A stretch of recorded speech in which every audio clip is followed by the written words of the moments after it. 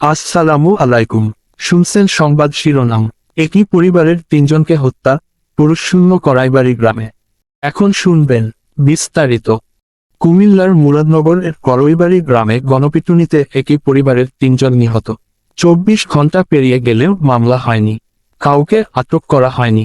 তবে পুলিশ জানিয়েছে, সেনাবাহিনী সহ যৌথ অভিযান চলছে এবং অভিযুক্তদের গ্রেপ্তারের চেষ্টা অব্যাহত রয়েছে।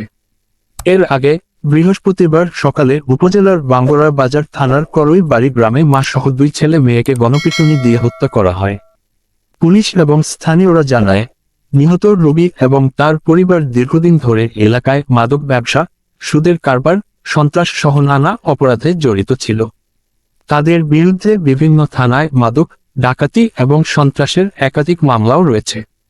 সম্প্রতি একটি মোবাইল চুরির ঘটনাকে কেন্দ্র করে বৃহস্পতিবার সকালে দেশীয় অস্ত্রশস্ত্র নিয়ে স্থানীয়রা রবির বাড়িতে হামলা চালায় এবং বেধড়ক পিটিয়ে ও কুপিয়ে 3 জনকে হত্যা করে। ঘটনার পর করইবাড়ি গ্রামে চরম আতঙ্ক বিরাজ করছে। অনেকে এলাকা ছেড়ে অন্যত্র চলে গেছেন।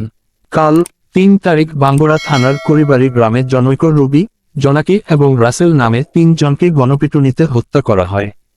এই ঘটনার লাশ কুমিল্লা মেডিকেল কলেজ হাসপাতালের ময়নাতদন্তের জন্য প্রেরণ করা হয়েছে।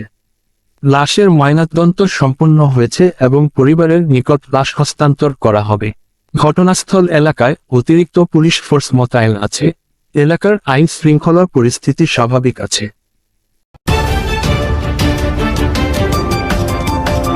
ব্রাহ্মণবাড়িয়া 24.নিউজ।